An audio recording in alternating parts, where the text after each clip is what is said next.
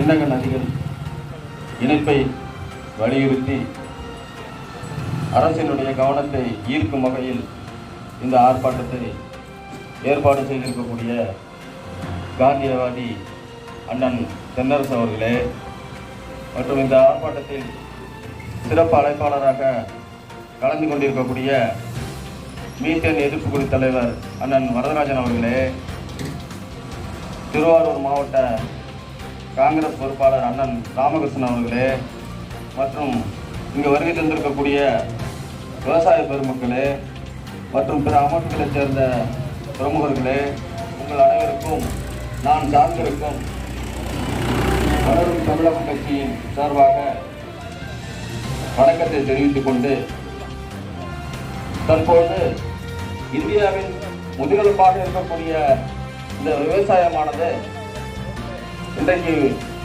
கேள்விக்குறியான ஒரு நிலையில் இருக்கிறது. இன்னைக்கு டெல்லியில் பார்த்தீங்கன்னா விவசாயிகள் தொடர்ந்து போராட்டம் நடத்திட்டு இருக்காங்க. அரசு அதை கண்டுக்கவே இல்லை.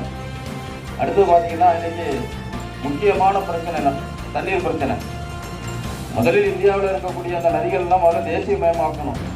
தேசியமயமாக்கினா மட்டும்தான் அடுத்து நம்ம நதிகள் இணைப்புன்றதை பற்றியே நம்ம பேசலாம். இப்போ உதாரணமாக காவிரி பிரச்சனை பற்றி எல்லாருக்குமே தெரியும். நம்மளுடைய உரிமை அது. காவிரி நதி நீரை ஆண்டாண்டு காலமாக பயன்படுத்தி விவசாயம் செய்து வந்தவர்கள் தமிழர்கள் தான்.